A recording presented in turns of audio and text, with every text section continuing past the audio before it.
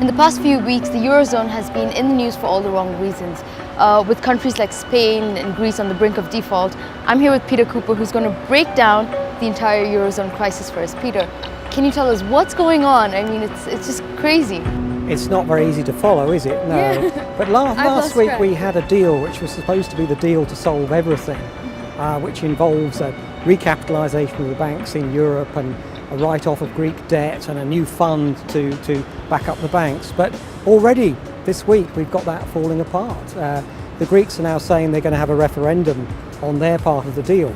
And well, we'll see how that works out. Okay, and could you tell me what exactly was this deal and how did they come about, and how do you think that that's going to work? What is the solution here?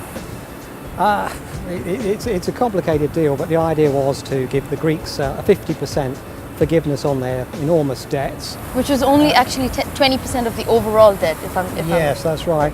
But at the same time, you have to recapitalise the European banks so that they can afford to make that kind of write-off against bad debts. Mm-hmm. But as I said, this is now somewhat compromised by the decision on the referendum, because now the Greek people have to vote on whether they accept this deal.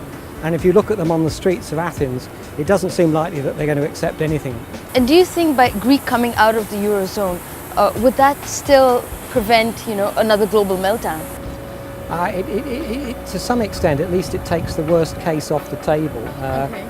But I think you still then ask, well, who's next? Yeah. And there are, any number of candidates around the world, not least of which the United States, which lost its AAA rating back in September.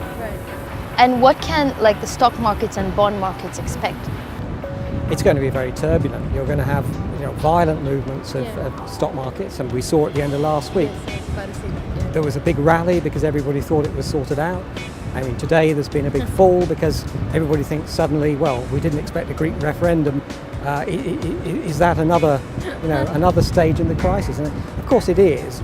Maybe actually sort of resolving Greece by a 100% default, that would eliminate that problem.